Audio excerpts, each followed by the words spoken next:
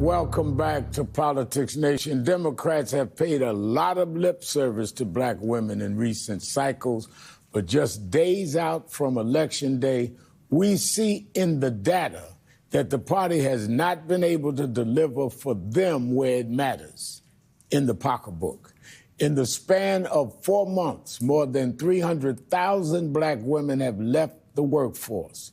And now economists are sounding the alarm and claiming the current unemployment rate for black women is a canary in the coal mine.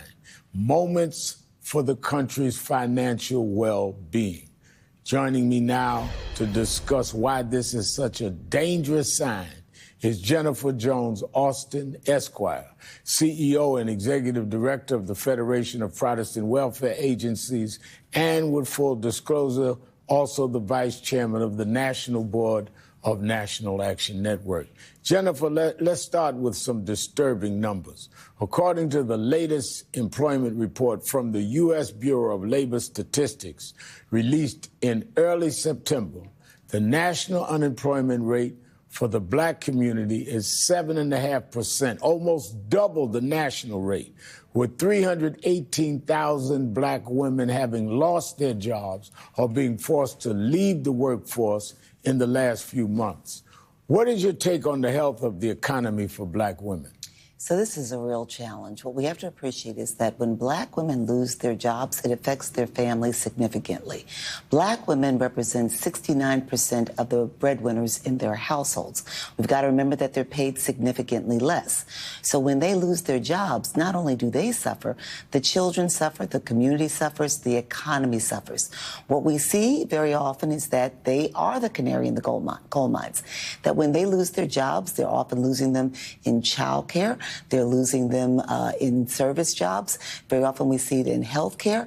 And so when we begin to lose essential work in that regard, it's a signal for the nation. Now, I want to drill down on this a bit because recently your organization put out a report about economic policies. According to your data, nearly 2/3 of New Yorkers can't make ends meet. For black households, that number rises to 68%. And for single-parent households, it's 91%. We know that black women are the cornerstone of so many households. In the race for mayor, candidate Zoran Mamdani has focused heavily on issues of affordability, but failed to win a majority of the black voters in the primary. Why is that, and do you think that could reverse on Tuesday? I think that it has a very good potential to reverse because what people are experiencing here in New York is an affordability crisis, but you can translate into it what we call an economic security crisis, meaning that there are many people who are receiving essential critical income supports like SNAP, which is at risk right now, Medicaid, Medicare. They stand to lose even more. Black women understand that. And so when Mamdani is saying, I'm going to focus on your housing, I'm going to focus on universal child care, these are the biggest costs in New York City. He's not necessarily saying, I'm talking to you specifically, black women, but he knows they're the ones who are struggling the most. Now, looking at other state and citywide level races during this election cycle, like the Prop 50 campaign in California, do you feel like enough has been done to frame the campaign in ways that are relevant to black female voters? I think that black women often have to find themselves in the campaign slogans and the like, right? Everybody's experiencing an affordability crisis right now. But the people who feel it most acutely because they earn significantly less, because they are the primary breadwinners again, 1 in 3 black children grows up living in poverty compared to less than 1 in 10 white children. So black women feel it.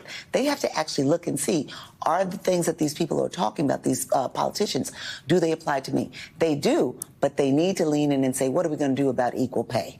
Despite Trump's claim on the campaign trail that immigrants take jobs from black people, given the recent movements by ICE and mass deportation of migrants, those promised black jobs have not appeared.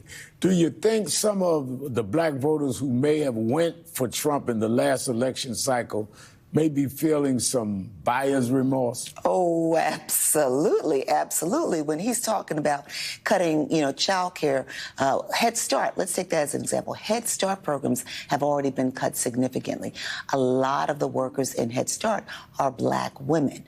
When he's essentially gone on a rampage and he's ended DEI, a lot of the jobs that we've lost in the private sector are Black women holding those jobs. And so what the heck is going on, Black women, but also white people too, because they are affected by all of these cuts. Now, during her book tour recently, Kamala Harris left the door open of another possible run for president. Do you think she should? Do you think there's room and appetite for Harris or another Black woman to emerge as a candidate for the Democratic Party in 2028? I think we always have to step up. We have to show up. We have to step up.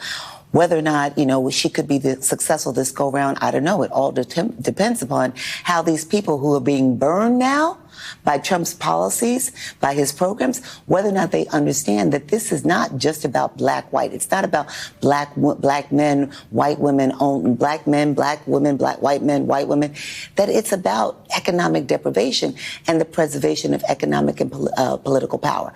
So if they see white persons who voted against Kamala Harris or Black people voted against Hillary Clinton, if they see that we're all in this, maybe they'll come on board and there'll be opportunity. All right, before I let you go, knowing what we do about Black women's current unemployment challenges, what should we be doing, both as workers and as a country, as civil rights advocates, to address these issues? Demanding equal play, demanding that we are actually taking care of child care for, all children whose families do not have the resources to pay for it, and making sure that we don't do more to widen the racial wealth gap. Sometimes we talk about universal child care for everybody, but what we don't appreciate is that if you give $20,000 in child care to somebody who doesn't need it, you're actually contributing to the racial wealth gap. Jennifer Jones Austin, attorney Jennifer Jones Austin, thank you for being